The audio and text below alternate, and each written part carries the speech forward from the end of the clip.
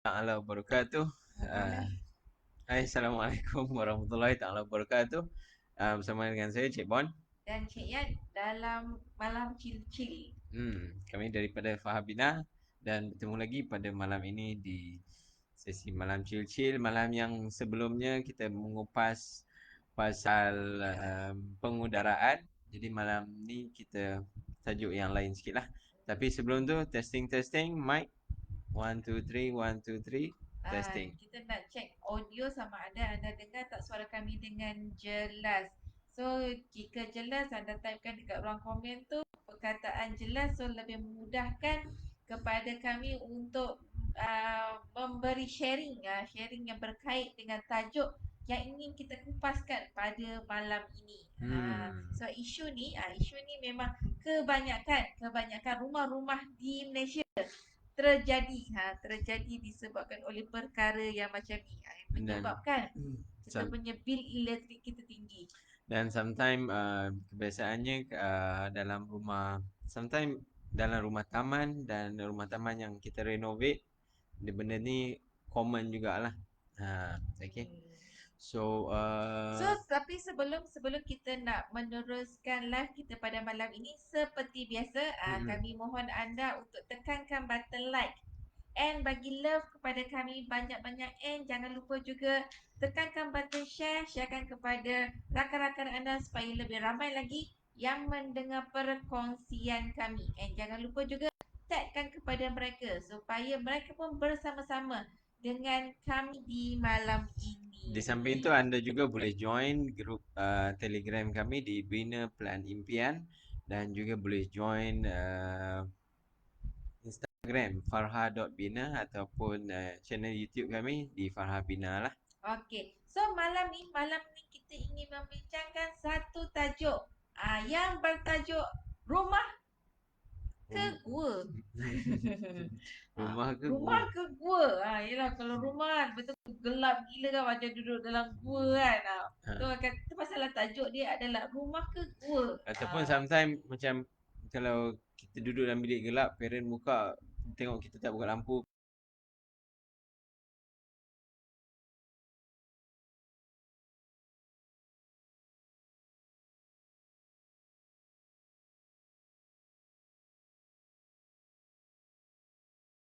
Yang Betul. terjadi memang keadaan rumahnya memang macam tu, memang gelap. Tak tahulah kenapa boleh jadi gelap kat situ. Ini rumah ke gua?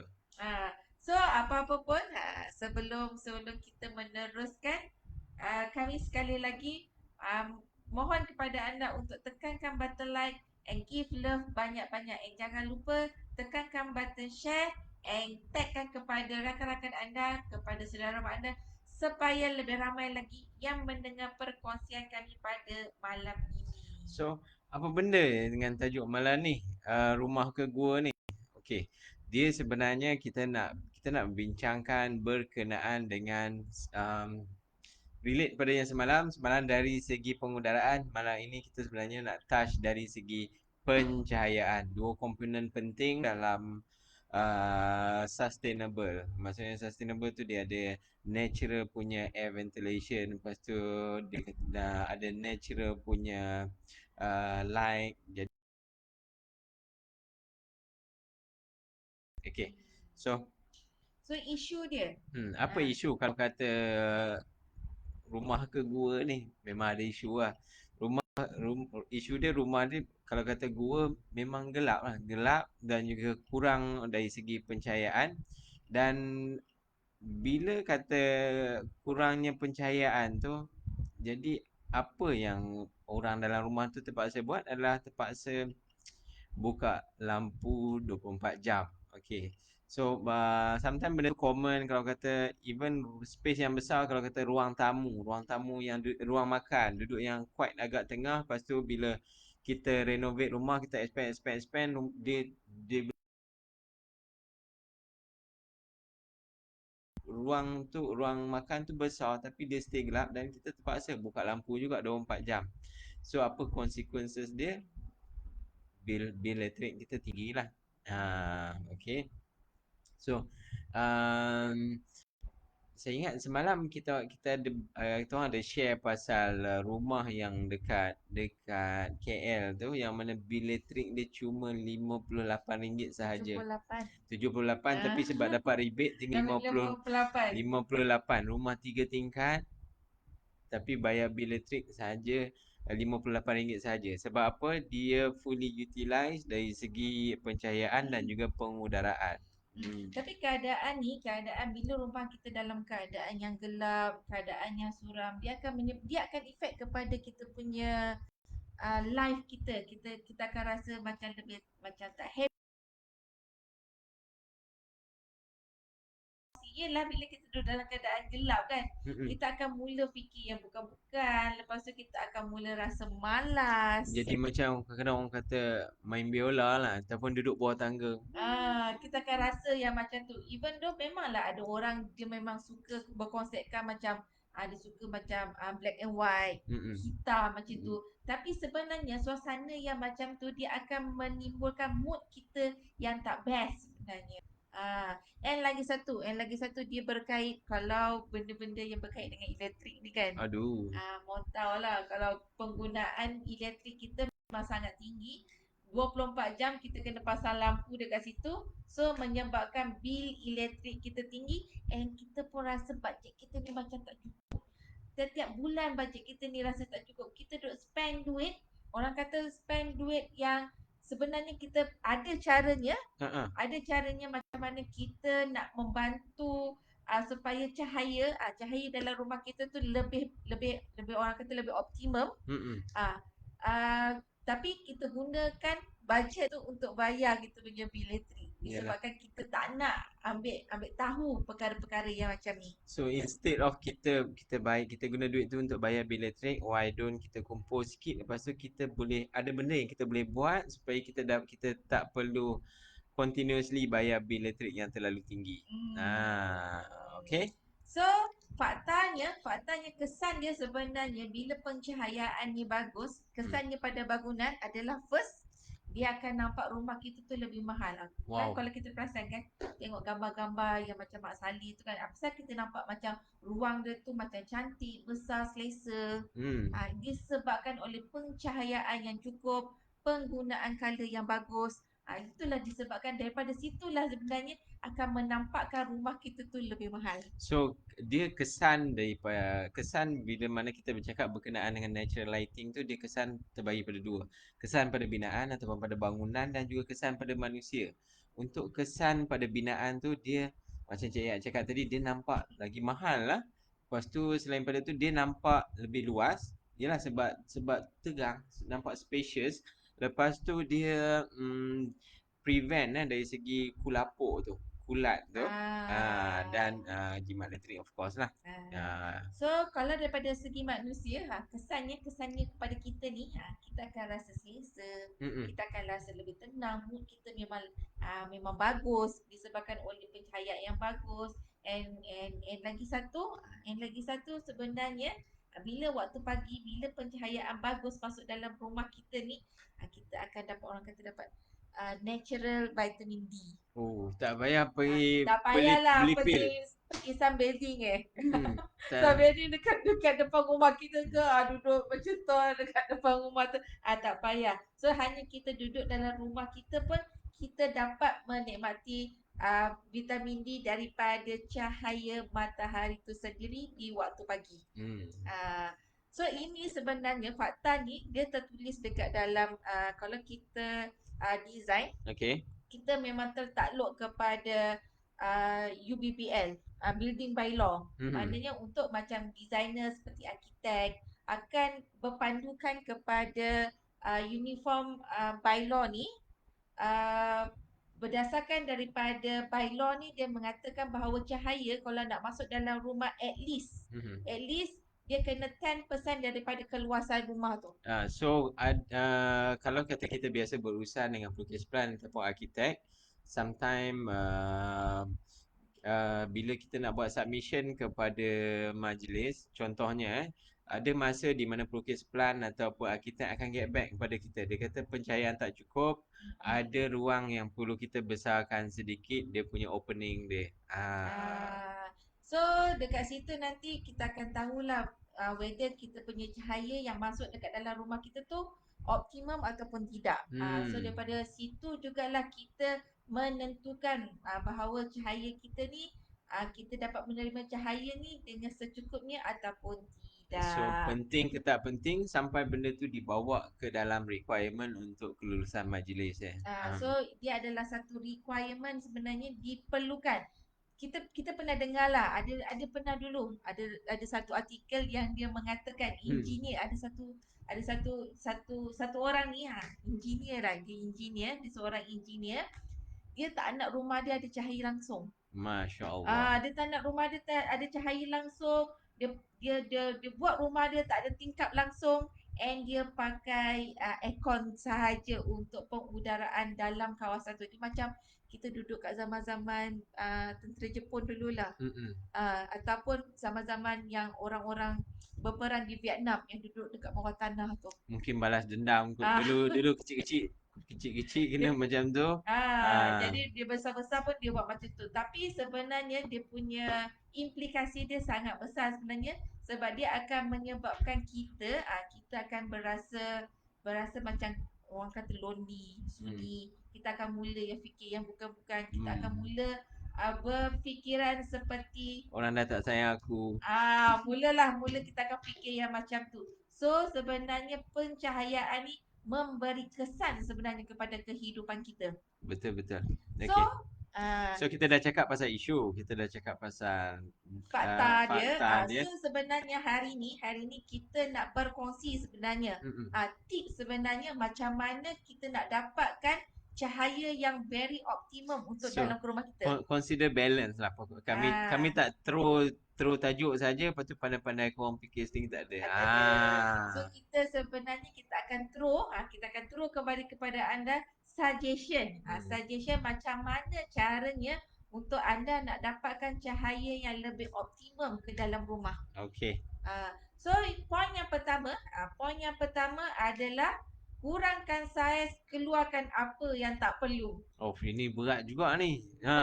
Yelah, benda Betul. dah kumpul lama. Oh. Orang kata apa? Sentimental value. Kalau kita Semua pegang yang ni, jangan, jangan, jangan, jangan, jangan, jangan, jangan, jangan, jangan. jangan. Dia tak boleh buang ni. Dia kena simpan ni. Ini sebenarnya ada dia punya sentimental value ni. Hmm. Dah kita mula menyimpan yang macam-macam dalam rumah kita. Ah. Bila keadaan ruang rumah kita tu dah di-occupy dengan almari yang banyak, dengan kita letak lagi ada perabot-perabot yang besar-besar yang dulu-dulu dah rosak ni tapi kita simpan lagi. Itu adalah salah satu punca sebenarnya pencahayaan kita tak bagus, sebab dia The terlalu banyak the sekatan. block Ha, habis. terlalu banyak sekatan yang menyebabkan cahaya tu tak boleh nak pergi go through, sebab cahaya ni dia bergerak lurus. Mm-mm. Cahaya ni dia bukannya macam bunyi yang dia Bukan boleh macam air. melengkuk-lengkuk ataupun air yang melengkuk-lengkuk. Cahaya ni dia bergerak lurus. So maknanya kalau kita meletakkan sesuatu benda yang besar ni, contohnya lah cahaya datang daripada sini kan. Kita letakkan almari kat depan ni, kita akan nampak gelap dekat belah sini. Hmm. So that's why lah kita kena kurangkan benda-benda yang kita rasa sentimental value ni. So macam mana cara dia? Bagaimana caranya? Adalah kita kena mengurangkan perabot-perabot yang kita rasa tak perlu. Betul. Sometimes alah, kalau kata macam sekarang ni moden kan. Kalau contoh kita tengok Minimalis. TV pun dah boleh sangkut ke dinding. Jadi Itulah. tak perlu lagi dah Tak perabot bawah. perlulah kita kena ada perabot dekat bawah, nak sangkut, nak letak dekat situ kan. So dia akan mengurangkan kadar minimum. Dia akan minimumkan kita punya kadar perabot dekat dalam rumah tu. Kuantiti. Minimalis ataupun sekarang orang kata pun muji. So kita kena go kepada itu. And lagi satu, kalau lah kata perabot tu memang betul-betul lah sentimental value, memang tak boleh nak buang ni, tak boleh nak buat macam mana ni. So caranya adalah alihkan perabot yang besar tu jauh daripada tingkap ataupun pintu rumah anda. Betul. Jangan blok daripada laluan cahaya. Sebab cahaya tu dia tak pandai cari jalan nak pusing ke tempat lain. Dia hantam saja itu barang. So jangan blok laluan dia. Jangan block laluan cahaya tu. So yelah betul lah, kadang-kadang ada perkara yang kita rasa benda tu memang kita tak boleh nak buang langsung, kita Mm-mm. tak boleh nak, orang kata nak buat pre-love, maknanya kita akan jual kepada orang lain ke apa ke kan. So Ataupun orang kata buat susah, buat store lah satu kan. Buat store satu pergi simpan barang-barang kat situ. Ataupun macam sekarang kan banyak orang rental store tu.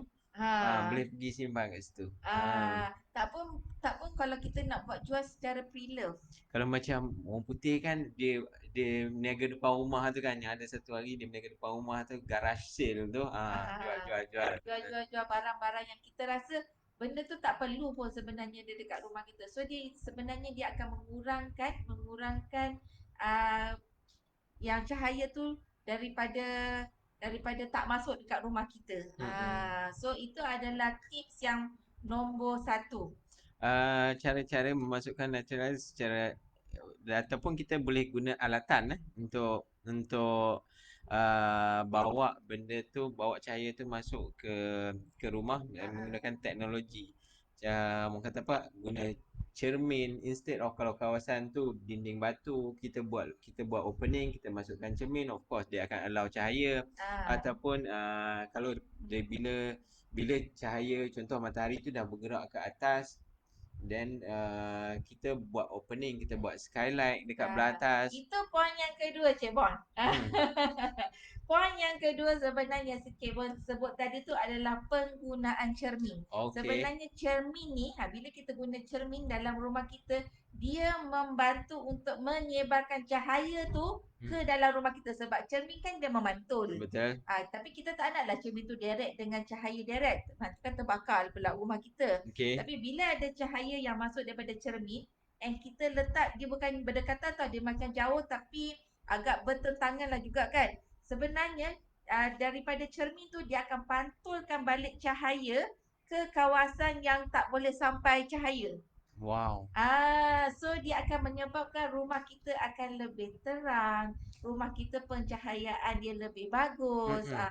Itu adalah penggunaan cermin sebenarnya. Dia bukan sekadar untuk keluasan, memang kita akan nampak luaslah rumah kita satu. Mm-mm. Tapi yang kedua, tips yang kedua adalah bagaimana untuk kita nak mengoptimumkan cahaya tu adalah dengan penggunaan cermin. Itu kalau kata bila cahaya bergerak lurus, tapi kalau kata kita bend cahaya tu, macam contoh kan macam kapal selam kan, dia teleskop dia tu, dia letak dua dua cermin tu, cahaya masuk Dia ada betul. pantulan tu. So contohnya kan kita punya contohnya kawasan kita tu kita memang tak boleh nak elak lah. Rumah kita tu memang menghadap ke barat. Mm-mm. So cara bagaimana untuk kita nak mengoptimumkan dan mengurangkan rasa haba tu adalah kita meletakkan sesuatu macam ada benda terang. Ni tingkap rumah kita. And kita letakkan, contohnya kita letakkan macam ada satu plate lah, plate yang terang macam tu. And fungsi dia bila cahaya tu turun kat sini, dia akan terpantul pergi dekat kita punya ceiling. Macam kita pasang light cove, macam kita pasang T5 untuk kita punya Betul. ceiling tu. Maknanya bila cahaya tu dia terpantul ke atas, dia akan menerangi kawasan tu So sebenarnya. dia Itu konsep dia yang sama. indirect punya cahaya lah, Ah, pantulan dia. so dia konsep yang sama tapi kita menggunakan natural light. Okay. So Ah. iklan sekejap, ada pertanyaan. Ini nanti kita akan bincangkanlah berkenaan dengan tanah, tapi tak apa, kita jawab saja. Nak tanya kalau tambah rumah memang kena daftar majlis ke, sedangkan kawasan tanah kita lagi. Okay, so secara basically tanah memang tanah kita, tapi tertakluk di bawah Majlis majlis. punya kelulusan. Macam Memang tanah macam kita. kita kata kita dapat gaji, duit saya, tetapi tertakluk pada cukai. Macam tu lah juga dengan rumah kita. Walaupun memang tanah kita, tapi memang kita tertakluk kepada majlis. Kawasan-kawasan yang diwartakan sebagai setback, kita tidak dibenarkan untuk membina bangunan di kawasan setback. Itu adalah requirement daripada majlis berkuasa tempatan kita. Itu harap boleh menjawablah soalan daripada Encik Makmi.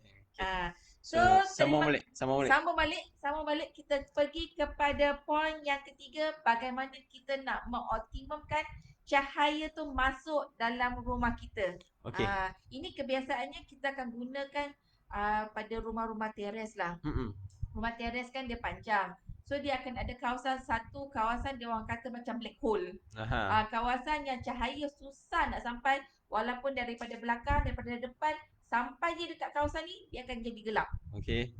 So cara bagaimana untuk kita nak mengoptimumkan cahaya untuk cahaya tu masuk adalah dengan kita producekan skylight.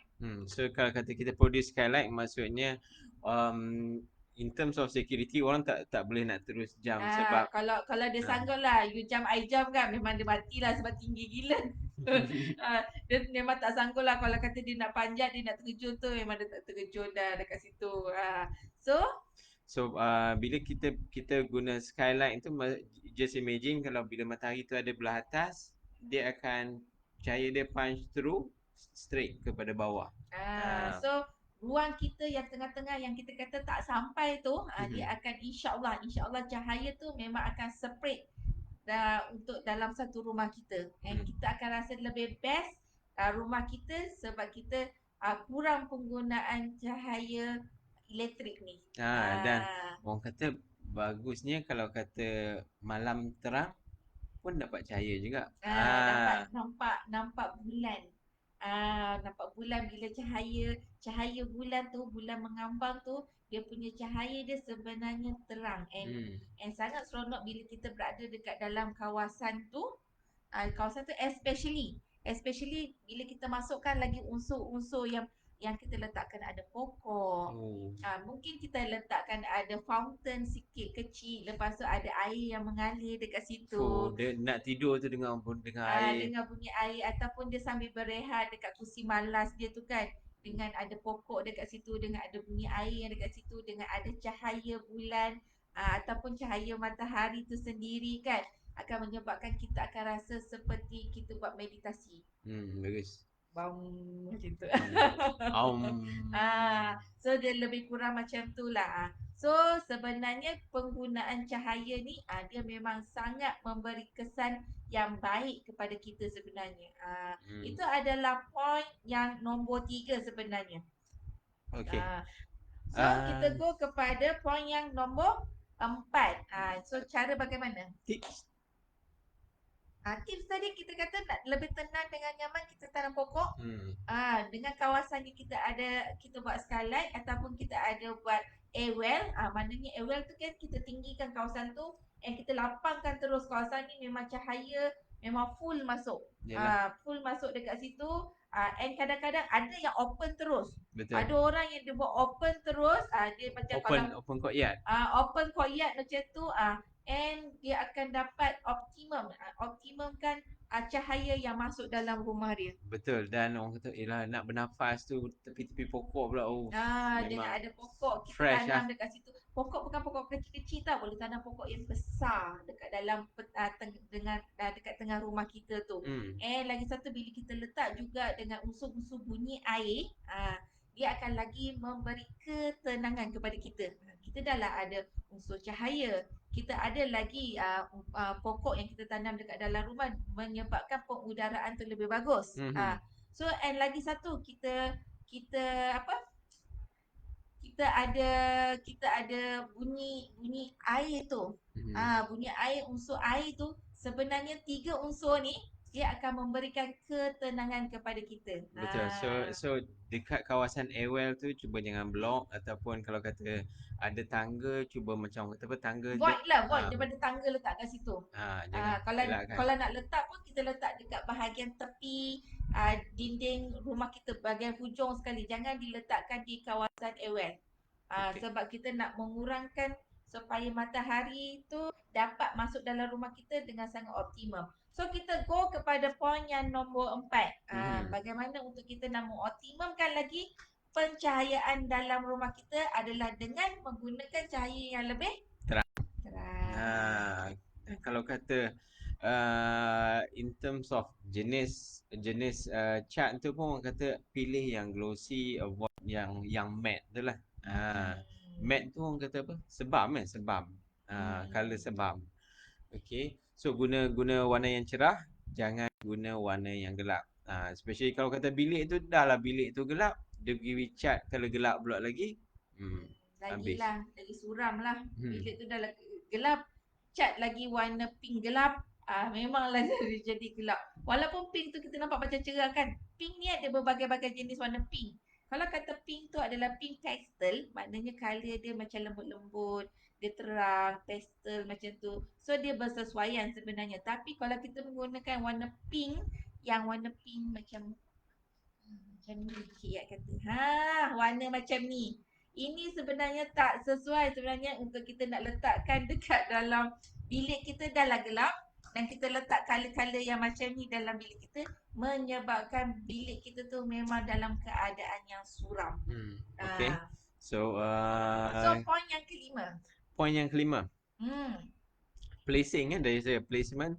Semalam kita cakap pasal placement tingkap di kawasan laluan angin. So hari ni kita cakap pasal placement tingkap mestilah di kawasan yang ada cahaya.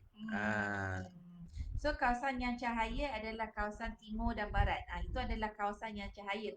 Dan kita boleh mengoptimalkan kawasan tu dengan kita buat bukaan tu lebih besar. So maknanya kalau tingkap tu, kalau requirementnya contoh kawasan tu, ruang tu keluasan dia 100 kaki persegi.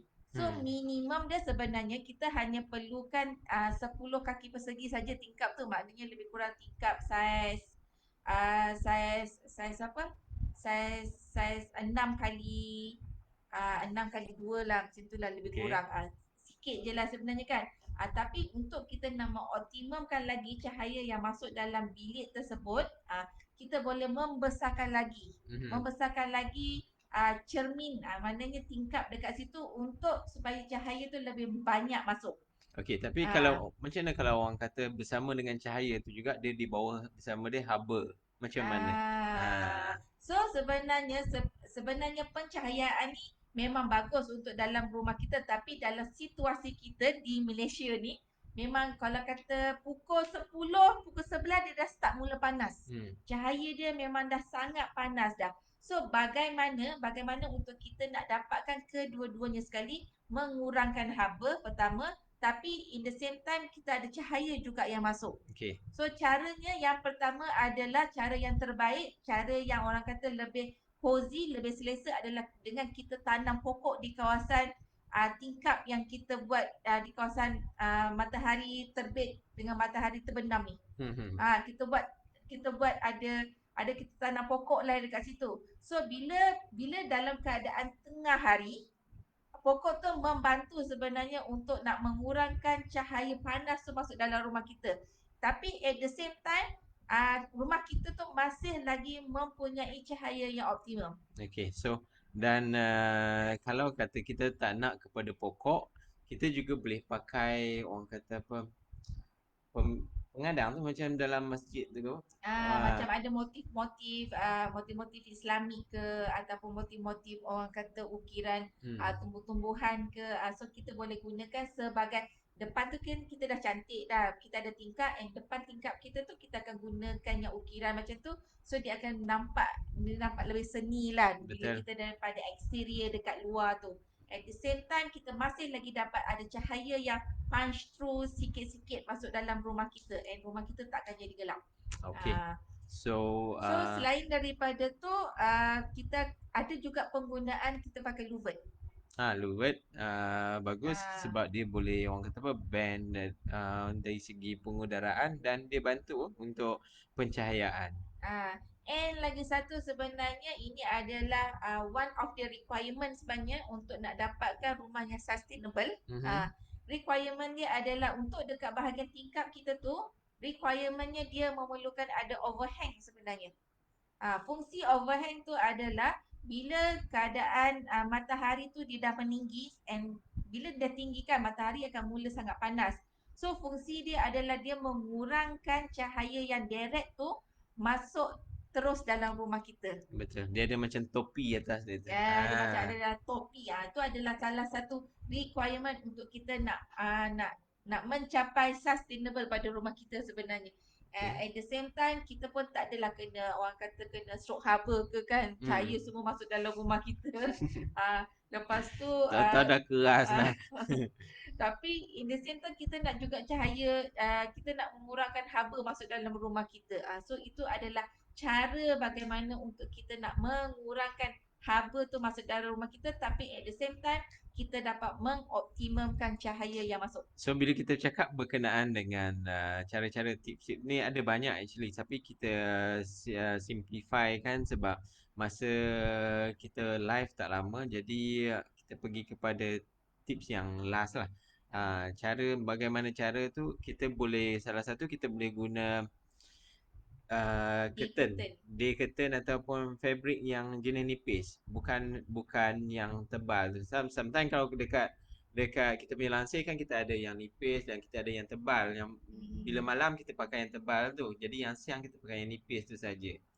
Ataupun lagi satu ni kan orang kata orang pakai blind. Blind yang jenis yang ada gelap terang, gelap terang, gelap terang. Macam kat office yang tarik-tarik Yang tarik-tarik tu satu, ataupun blind yang jenis yang sekarang ni dia ada macam zebra.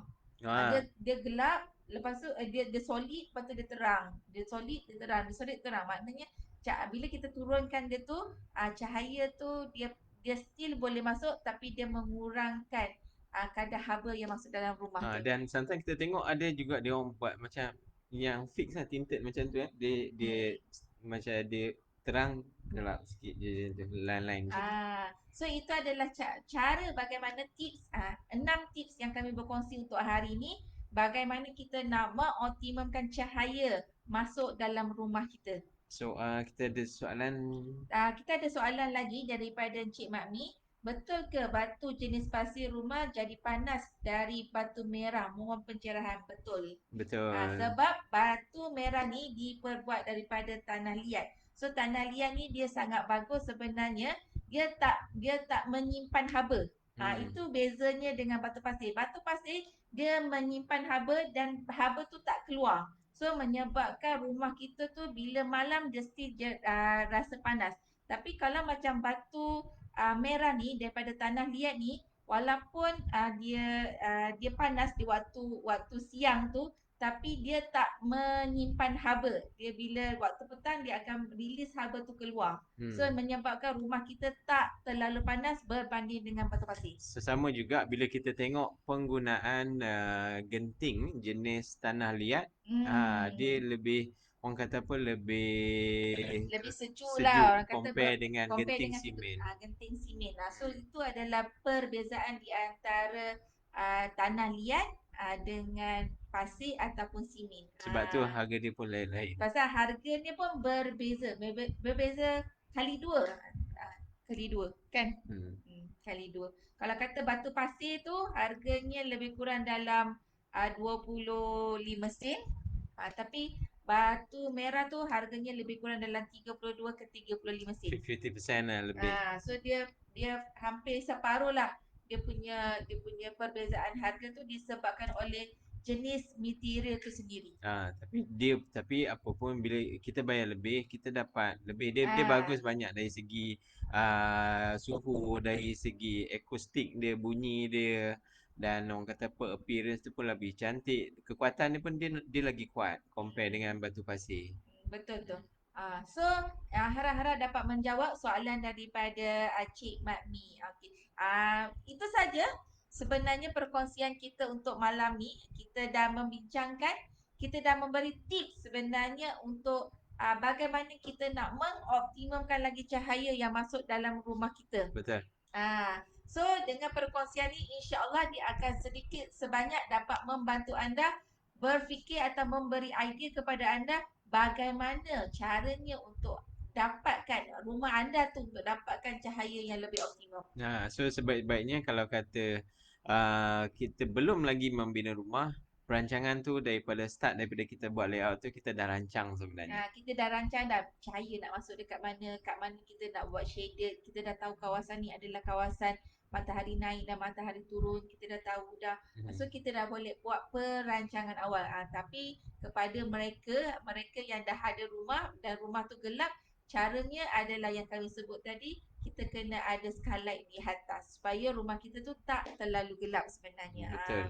So dengan perkongsian kami ni insya-Allah dapat memberi manfaat kepada anda, and jangan lupa sebenarnya Dengan perkongsian inilah sebenarnya anda patut sharekan kepada lebih ramai lagi supaya mereka pun mendapat manfaat seperti mana anda dapat pada malam ini.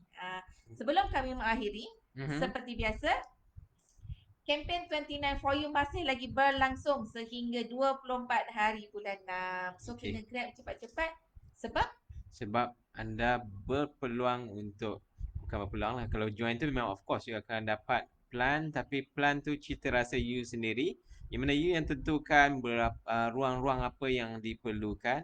Lepas tu bagi tahu apa-apa requirement nak bahagian-bahagian yang something different ke, bagi tahu, kita akan designkan personally untuk you. Maksudnya tak sama dengan design-design yang dah ada dekat dalam internet ke apa, dekat Google ke, tak sama. So ini adalah peluang anda untuk dapatkan plan impian anda dengan hanya RM29 saja tahu. RM29. Bukannya beratus-ratus ataupun beribu-ribu RM29 saja. So kena grab cepat-cepat sebab kita tinggal 9 hari saja lagi untuk anda nak dapatkan plan impian anda dengan hanya RM29 sahaja. So promosi RM29 for you ni anda boleh dapatkan di laman web kami www.farhabina.com. Dekat situ cari button RM29 promo. And jangan lupa lagi satu, join grup Telegram kami di Bina Pelan Impian sebab dalam situ kami akan menyajikan anda dengan pelbagai idea yang berkenaan dengan pembinaan rumah idaman, dia punya konsep dia, dengan bagaimana untuk nak membentuk rumah anda supaya anda lebih terinspirasi dan memberi idea kepada anda untuk membina impian anda sendiri. Okey, itu saja daripada Cik Yat dan Cik Bon. Assalamualaikum warahmatullahi wabarakatuh and bye.